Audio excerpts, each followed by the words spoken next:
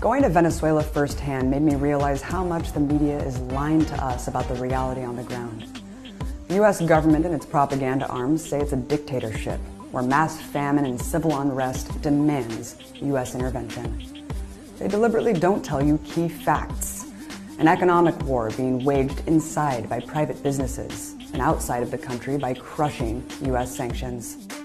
Trump's sanctions have debilitated the Venezuelan economy, costing them $6 billion just in the last year. And sanctions do exactly as they're intended to do, by hitting the poor and working class people the hardest. Their strategy is to starve the people into submission, then cynically use that humanitarian crisis as the premise for more intervention. They say that millions of people are demanding the ouster of Maduro. What they deliberately don't show you are the millions who support Maduro, who voted for him, who are also in the streets protesting this criminal coup attempt. They say that a coup is democracy, that Guaido is restoring the Constitution by declaring himself president in a country that just held a presidential election last year. We've seen this propaganda playbook before, from Latin America to the Middle East, and it's literally being led by the same war criminals.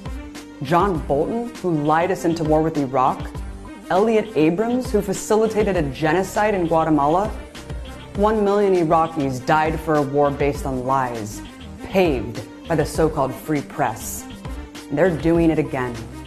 All progressives and anti-interventionists have to stand in solidarity with our brothers and sisters in Venezuela to defend their sovereignty and let them decide their own future.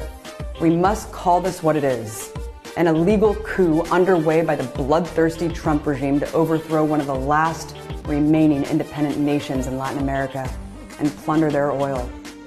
Trump has already threatened military intervention. Millions of lives are at stake.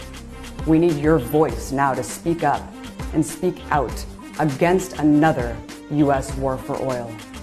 Hands off Venezuela.